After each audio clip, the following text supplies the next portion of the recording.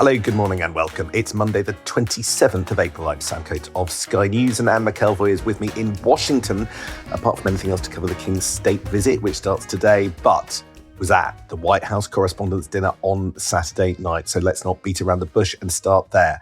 Anne, how was it? How are you? What did it feel like? How have the last 36 hours been in Washington? Well, the Saturday night, Sam, you know what happened there, and obviously there's still a sense of this town pretty much reeling from that attempted attack, and it now does look like it was an attempted attack on Donald Trump and the administration. The room was just full of all the bigwigs of the Trump administration. Honestly, the evening itself, it went from cocktail parties and people chattering away at tables, waiting to see what the president was going to say in his speech, given the testy relations with the media, and a guy called the Mentalist doing mind-reading tricks on stage, though it turned out his predictive powers were not that amazing, because it then went to a crime scene in seconds, and there was the crackle of gunfire just outside the ballroom, men with machine guns standing at the head table, everyone being rushed out, Trump and the cabinet secretaries being rushed out by agents. For me, my small walk-on part in this extraordinary and kind of quite disturbing turn up again in the US. I was here the last time when there was that attack on the president at Butler just before the Republican National Convention. So it's a sense of it's normal, but it's not normal when this happens. It's getting too normal.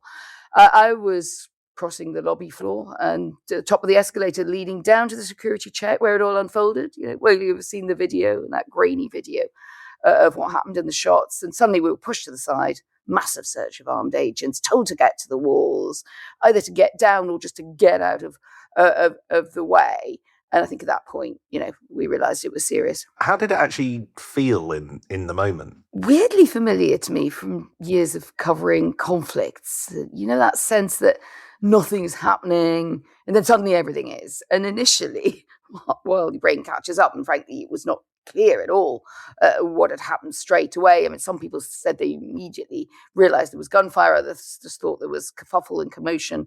And there's a bit of a sense of, well, really, what's just happened? Sorry, delayed reaction.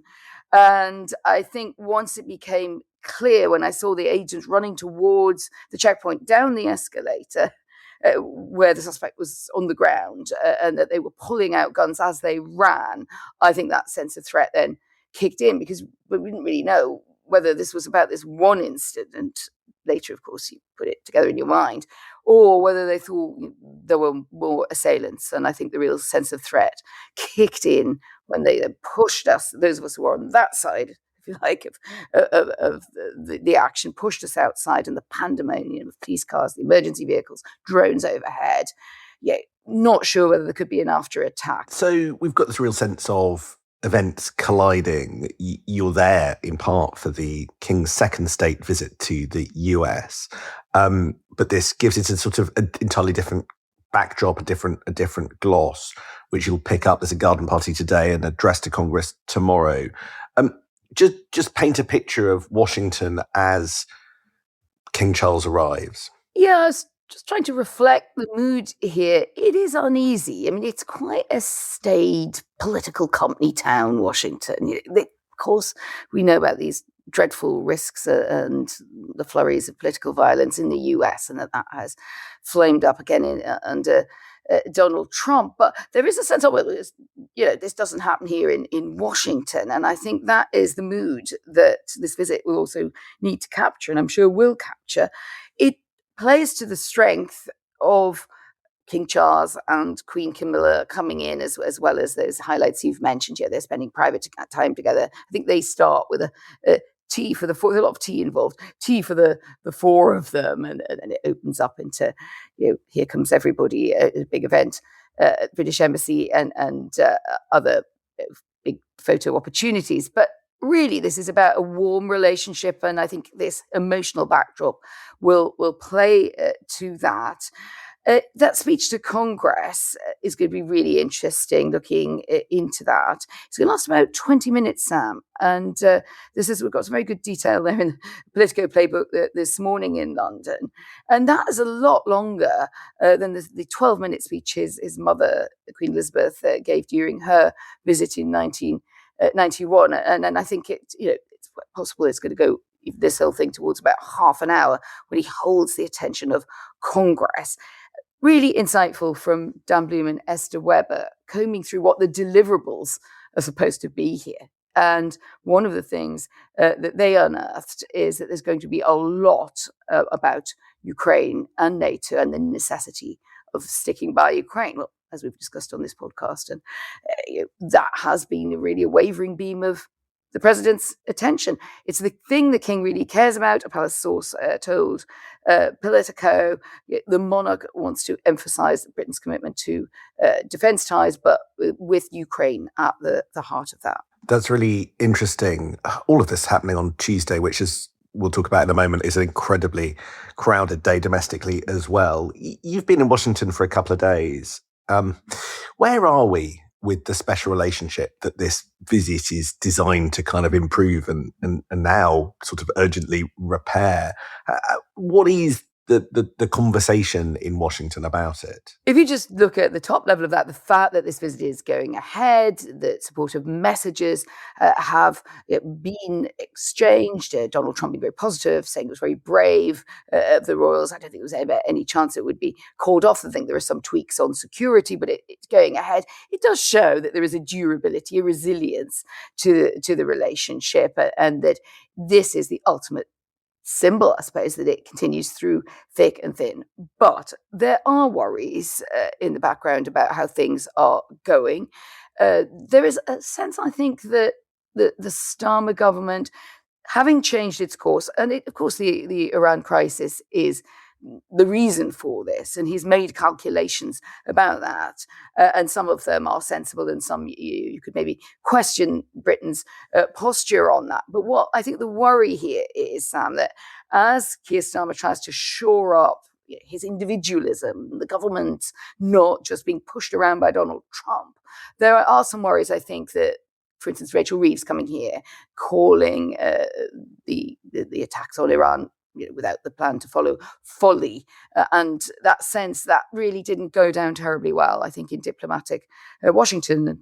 I was interviewing Kurt Volker. I was found a very sensible guy to these things, former ambassador to NATO, and he just said to me on a podcast that I was doing, he said, "Well, you might think it's huge folly and it's going to have terrible consequences, but you don't have to say it." His idea was it's better to work in the background, pursue your aims and interests on Straits of Hormuz, etc. Some people don't agree with that. Think good for Starmer to just speak out. But yes, I think the European reconnection also worries those who think framing it as a choice between the EU over the US might be a danger, and want this visit, if you like, to give a reason to reset a bit on how Britain goes about that very delicate diplomacy.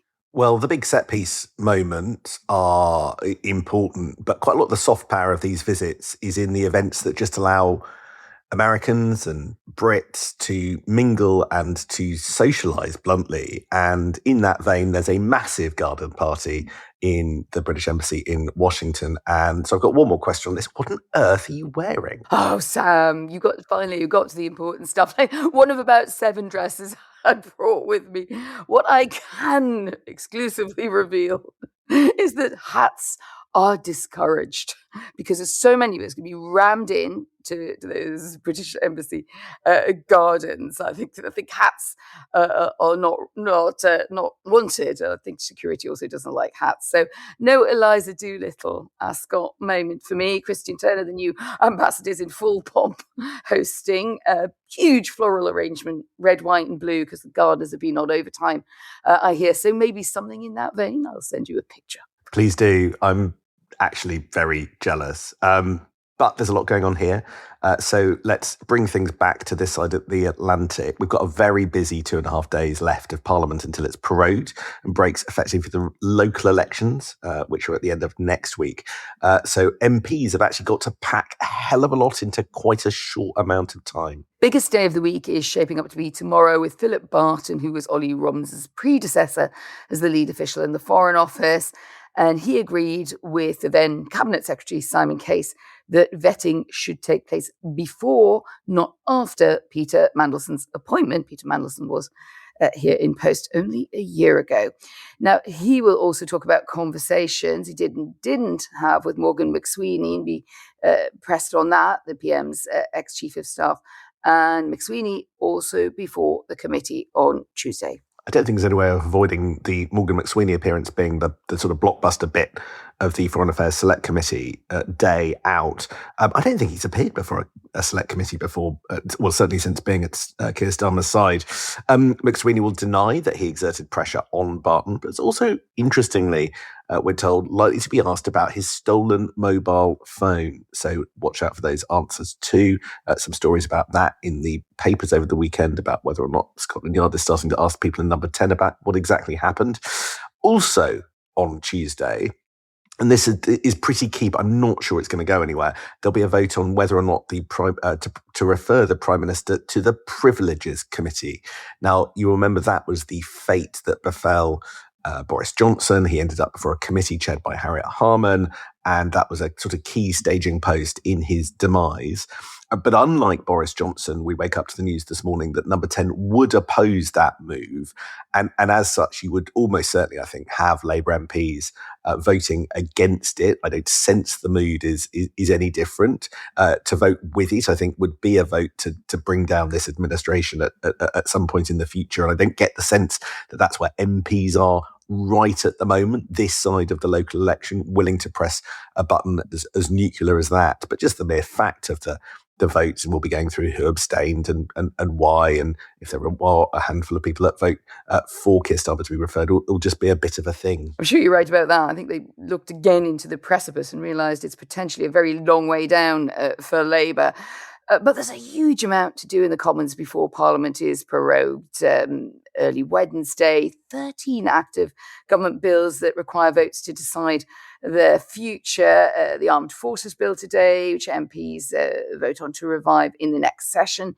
Turns out there still isn't a final deal on social media curbs for under 16s. The argument from the government has been designed to find a compromise, and that delays action on the subject for anything up to 3 years. Really tricky one for the government if they want to get through the children and well-being bill today, Sam. Also tomorrow, there's the Courts and Tribunal Bill in committee, otherwise known as the bill that could curb jury trials. But that's also got a very, very tricky amendment that the government might find hard to get through their own backbenchers. That's from Charlotte Nichols. She has suggested that rather than scrapping juries for certain offences, the backlog is cleared by a specialised fast-track court for sexual offences and domestic abuse cases that retain juries. Now, what's going on at the moment is that Charlotte Nichols and the government are kind of seeing if they can find a compromise between her amendment and what the government's willing to accept. Maybe they will, maybe they won't. But if they don't find a middle ground, then it could come down to a straight fight. Those in government think they might be able to win that, but it's still pretty ugly and will cause quite a lot of bad blood if they do. But with 2 days of Parliament left, really the debate is moving to what is going to happen after the local elections looming, and everyone's trying to game out what's going on. I mean, just having been away for a couple of days, Sam, I feel that the big picture is still quite blurry for what I'm seeing and hearing you reporting and reading my colleagues. I mean, how do you think the outlook is at the moment? Has anything changed since we sat down and talked about it last week? So I think you're completely right. And you've got to remember, we're now trying to game what happens after May the 6th. I don't think anything happens before May the 6th. And people are assessing Keir Starmer's various options. So could he do a reshuffle? How does he get tricky votes through Parliament? How does he solve the defence conundrum that came up the week before last?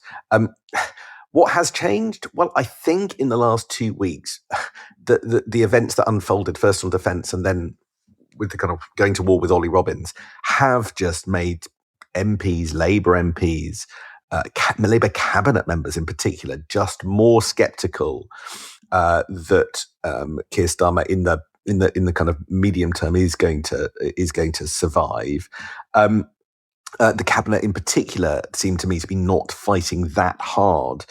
And he has just done material damage to his relationship with the civil service. So we're all sort of going around. What are the options? What could he do? But I think I'm going to stick my neck out with one call this morning. I don't think that he does respond to all of this by getting rid of Rachel Reeves.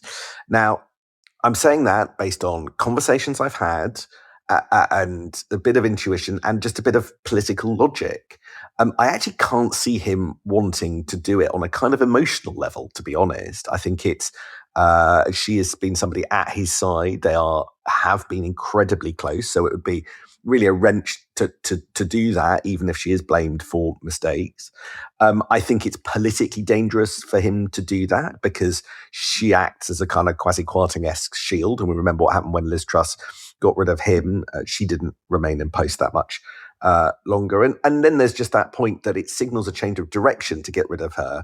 But, what kind of direction is that? Is that a sort of more fiscally loose direction that could upset the market? But if you're going to keep the same direction, why not just keep her in post? And I think for all of those reasons, whilst I think there are people chattering all over the place and lots of sources saying different things, I'm going to land on, I think Rachel Reeves stays after the local elections. That's very clarifying, and certainly reading that good Sunday Times interview, Josh Clancy. It is if I'm right. It is if you're right. Well, you can be we can be clarifying, and then people can get in touch and say, yeah, you were clarifying, but you got it wrong, because that has been known to happen. But Josh Clancy had a good interview, I thought, quite telling, with Keir Starmer in the Sunday Times, and you felt the PM's intense anger about his situation, a lot of his tendency to blame other people and to sort of say things are distractions, which are actually pretty substantial criticisms of his leadership. What I didn't get from that, brings us back to your clarifying take, is the sense that he wants to change course, or even that he would have another course if he wanted to do so. So why change a chancellor unless you were sending a signal that you're going to do something different? I guess, just a thought, a more limited reshuffle could be possible, especially if he's feeling he wants to send a signal that loyalty matters. You're saying the cabinet doesn't appear to be fighting that hard. They're a bit bedraggled, a bit downbeat, and maybe he might want to signal that he needs more than that. But it would be a bit like the old Soviet joke, the beatings will continue till morale improves, wouldn't it? And the only thing I can possibly make a wild prediction, I think he'll try to find a way back for Andy Burnham, show some olive branch to the soft left. But who would then suffer from that? No, I think that's all fair. I thought the Josh Clancy interview in the Sunday Times was interesting. I don't think the Prime Minister always comes across as well as he thinks he does with this anger that he displays, because I think it also implies events are out of his control, just to the point where I think he needs to be in the driving seat for stuff. That's sort of the logical implication of saying how angry you are. But there was another bit that really stood out to me, which is where he said the next election, which he said he could possibly win, was going to be Labour against Reform. And that doesn't suggest some great big pivot to sort of try and unite necessarily a sort of, soft left coalition. It still means we're going to be fighting votes, fighting for votes with Nigel Farage's party, which brings us back. So I've told you what I don't think is going to happen after May elections. Now let me just quickly tell you what I think is. I think the person to watch is Home Secretary Shabana Mahmood. I think the fight is on immigration. I think there's going to be an attempt to water down the proposals that she set out over the autumn. Now, plenty of those are in consultation, but the broad principles, Anne, are not, absolutely not. Keir Starmer's put his name to them. There was a consultation document, and the principle to extend indefinite leave to remain from 5 years to 10 years, that is not being consulted on. Yet that's the thing that the soft left are gunning for. Allies of Angela Rayner playing down suggestions that she wants Shabana Mahmood gone from cabinet as mischief making. But, I think this fight will happen anyway. If Keir Starmer goes soft on his principles, could Shabana Mahmood resign, or does he try and move her anyway? I think so. I think immigration is top of my list of fights to look for straight after May the 7th. The Shabana test. Let's see how that is used. But it's throwing Shabana Mahmood's plans under the bus. I mean, one bus too many, wouldn't it? We will see. One place that you can follow what happens is Sky's new evening show. I'm just going to play you a little message from a friend. Hi, Sam and Anne. It's a big night tonight. I'm going to be launching the Cathy Newman show, and I'm so excited about it. 7 p.m, Monday, Tuesday, Wednesday, Thursday. It's the first one tonight. We have a big interview. We have several big interviews, in fact. And in the days to come, we're going to be having scoops, exclusives, investigations. I can't wait to get it launched. I hope you'll tune in, either on Sky News or on YouTube. See you then. I'm sure we'll be talking about plenty of the content from that show in our podcast. Well, go, Cathy. Much looking forward to it. Right, you need to get off to prep for your big afternoon. Look forward to seeing you and hearing everything after that. Looking forward to it. See you tomorrow, Sam.